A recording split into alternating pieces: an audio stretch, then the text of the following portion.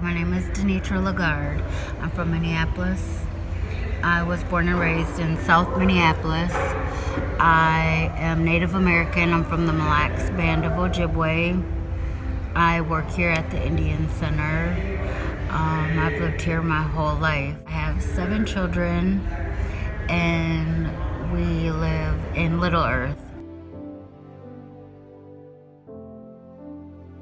My growing up has been traditional, and I like it. I practice tradition with my kids.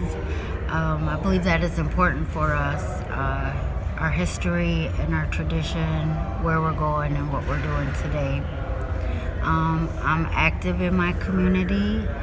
I am for traditional healing, and I also am a survivor of domestic abuse and gun violence. I'm also a victim to that. We have to enforce with our children that education is key. In order for us to be successful and to survive, that we need to be in places of power and we need to educate ourselves. It was very shaming growing up being Native American in our community. We've experienced a lot of hardships, and we're not very recognized as a whole, and that makes it hard for us when we're trying to gain employment, housing.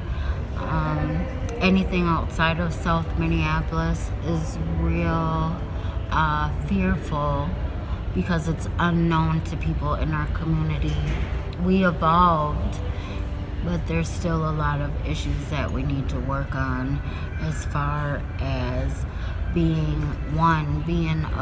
working as one, because it takes a village to raise a child.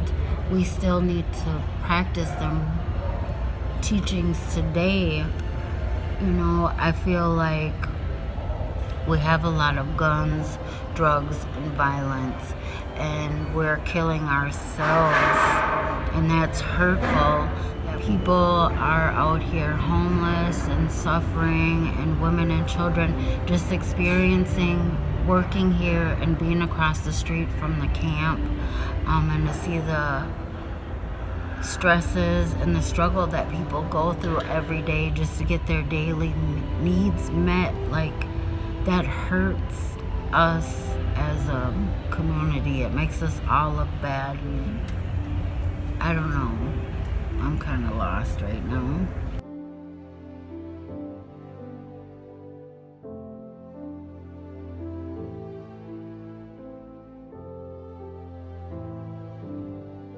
At the center, we cater to elders and to the children. We have a Golden Eagles program here, which is an after-school program for the kids. They come here 2 to 3 times a week, and they have an activity, and they also work on homework, and they get help on the computers, schoolwork, basketball. We have family nights once a month here at the Indian Center, which is an extension of the Golden Eagles program. And we have mini powwows, or we have arts and crafts. It's just one night a month that's set up specifically for families and their children to come here and to be able to have fun. We also have a Bright Beginnings program, which is a resource program, which is an extension of the Indian Child Welfare Act office. And so ICWA and Bright Beginnings work hand in hand with at-risk pregnant women, whether they be underage or of age, so adult and children that are in need of services. So we also have ICWA workers here, which they work with the family court system and families to reunify, to maintain stability, to find housing, to get whatever needs that they need met. We lived a little bit on the south side, lived on the north side, but something always pulled me back to the barrio. I can understand how a lot of these kids, they grew up without knowing who they are or where they're going, and then you have all these other influences that say, no, let's do it like this, let's study this, and so it really disconnects them. But I think that that a long time ago, when women would have their children, their grandparents would show them, and you would put the afterbirth, you would bury the afterbirth. And I think that is what kept some people grounded, even though they didn't understand, because times were changing, people were changing. From Native people, we were becoming Tejanos, Hispanics, Latinos. It kind of felt like, the father would go out and try to get good jobs. They weren't well educated. They didn't educate them well in school. So, they had a hard time getting jobs, so they would drink to kind of soften that hurt. And then later on, they would get into drugs. And then after drugs, you had prison and all that. So you have kids growing up without their dads. And then those dads learn other stuff in prison, and they come back. And that history is not on the shelves. You got to go into places where they keep archives. And then that's where you see where they abused our people in the mission systems, just like the people up north in those schools that they had for them. They lost their dances, they lost their songs.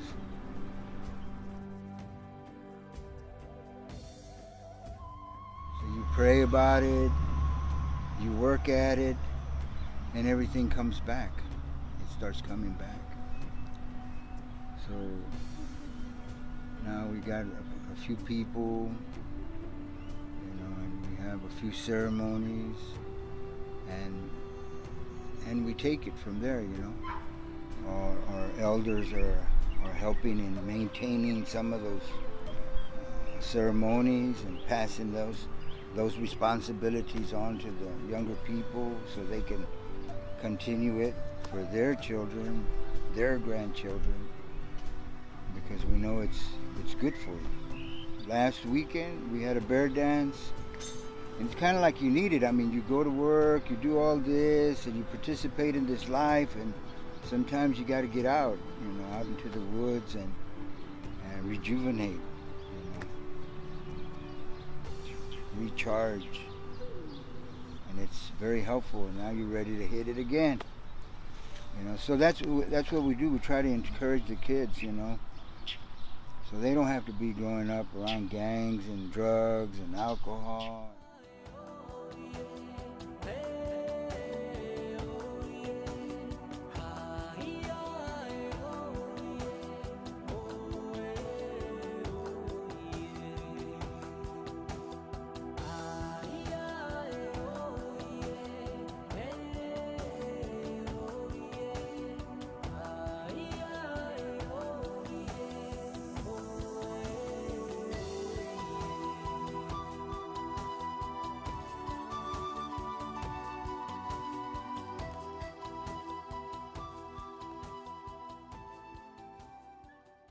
And so they grind it up, make it into powder, make it into cakes, bread, or even eat it like that in powder form. That sage there? Yeah. That's sage right there. Looks so different than California sage. Yeah, y'all have that white sage.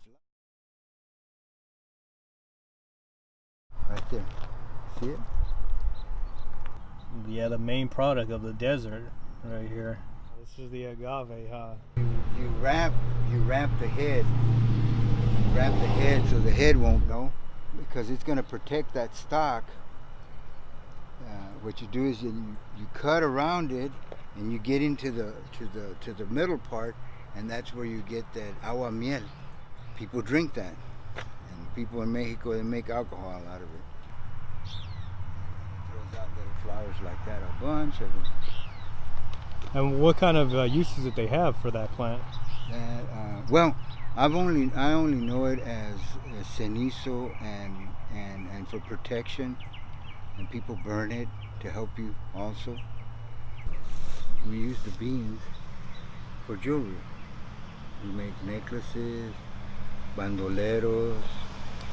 We put it on our regalia. So there's nothing like being connected to nature, you know. People say la cultura cura. You know, what are you waiting for? Get on board. We can change. We can make a change. We can change this world. We're Coahuiltecos. All this land is Coahuiltecan land. The people are Coahuiltecos. They don't even know it. I told my son one time, you know, my stepmother was picking on me, and so she was picking on me about the native stuff. And I told her, you know, Gloria, you have more native blood than I do. Put yourself, you know, in her house. Everything that you see, all the knickknacks, all the paintings, all the silverware, all the china, everything is not of our culture. The only thing that it was of our culture is the tacos that you were sticking in your mouth. That was the only thing of our culture.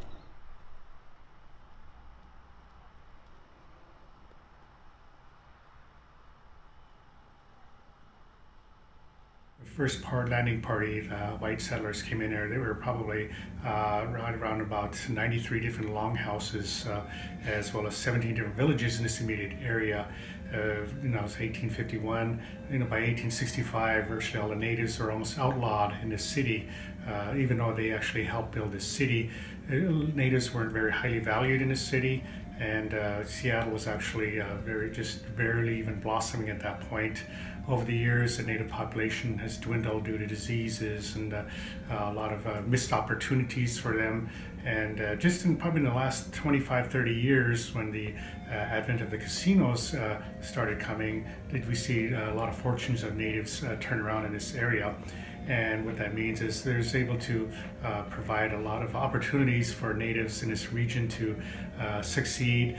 We've contributed a lot to the city economically, you know, to the local economy. We've actually been part of the city fabric, constantly involved with city government.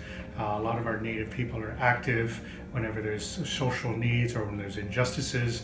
There are multiple native groups that are very active that provide those kind of backbone of addressing the needs within the city. So in terms of the work that we do here, we really try to focus our programming on creating really strong, positive Indigenous identity among the children, and that's really important, especially for children of other backgrounds that are not Indigenous to this continent, so that we can help to strengthen that belief that everybody is from someplace, and that we really want all of our families to feel like this is a place that they can feel welcomed in, that this is a place for, you know, all communities to come and gather.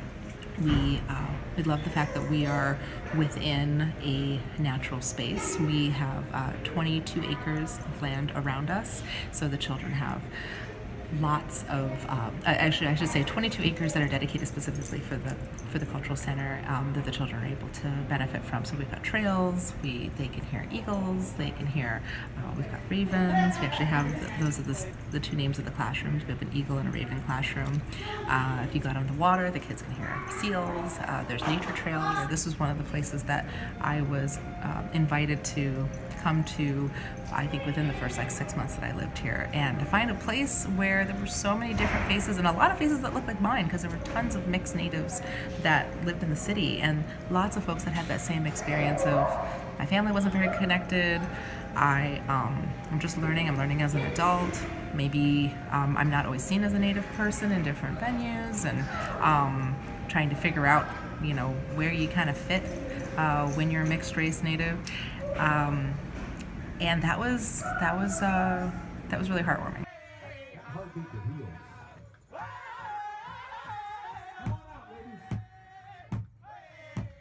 Some of us men to be right here on the outside, as requested by Big Sister Marge Grove, standing guard. Like we did in the old times when we guarded the camps. The warriors placed right on the outside of the camps to guard those camps and protect. think it's so underspoken about in a lot of communities. We do talk a lot about trauma in terms of PTSD, or just how people can go through certain situations in their lives, different forms of abuse or whatnot, in which they develop trauma. What we fail to discuss in detail is intergenerational, transgenerational trauma, which is that you can fully experience in the body of your present moment, fully experience traumatic responses to something that your ancestors had experienced, like in regards to their trauma. The wounds of our parents, grandparents, and elders and even potentially, like if you want to extend this, even interdimensionally, right? These things can live inside of our bodies. We like to think that we're just bodies that are separate, and we're free-floating, externalized things that aren't impacted by the person sitting across from us. But when we are a part of nature, we breathe what the other person let out, and vice versa. There's a million and one things I could say about this, but I'll hone it in on, actually I'm wondering if I have it. I have this little beadwork of a medicine wheel, right? And that's kind of where I will return every time I think of this community, and it's so much about that balance, right? Especially amidst so much of the trauma that can manifest in ways that can become debilitating, that how do you heal becomes like a really daunting question. And there's so much work to be done. And even if we're like working, overworking, like we're working like 40 hours a week or something, or so many of us are still like in communities that are not very supportive, or in systems that are, where we are under-resourced. How do you heal? Otherwise, these things can get neglected, and the traumas can continue to reside and settle in the body, and come and they'll start to show themselves up in symptomology of like physical ailments. Healers who are more connected to indigenous practices are going to go down to, well, yeah, your stomach hurts, but what is your body trying to tell you? What wounds have occurred in that area of your body, or in the way that your consciousness has manifested in that part of your body, either in this lifetime or in previous lifetimes. How can we work with that? So that way we're not just like putting a band-aid over the problem.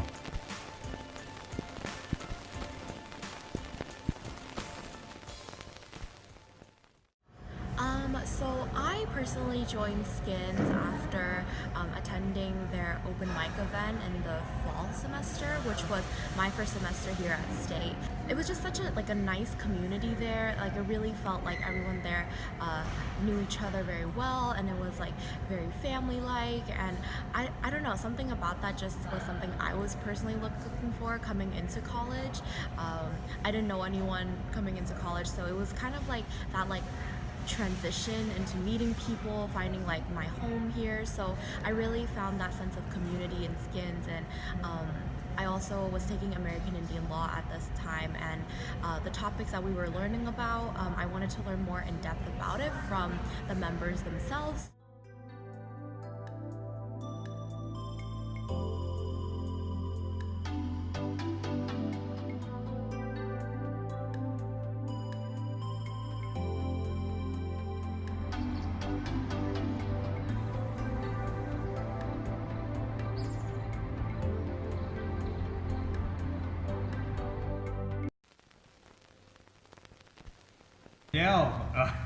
Coming at you live Tuesday evening. Here we are in the middle of April. New beginnings all around us.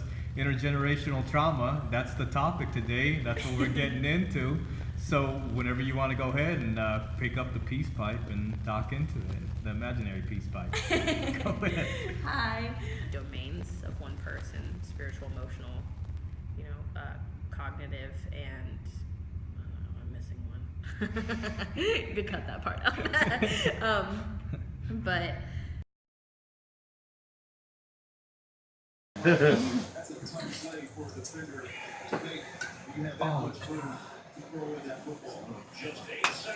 Get yourself a gun.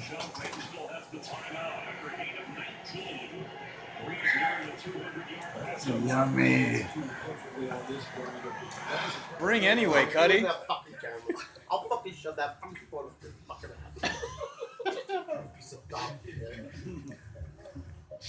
No comment. No changes for Trump, huh? No, fuck you and your fucking Trump fucking religion. Your fucking pro-means. Fuck out of here, dude. Hey, pros be cool, man. Yeah, pro-means. Alright, so, hey, let's do some.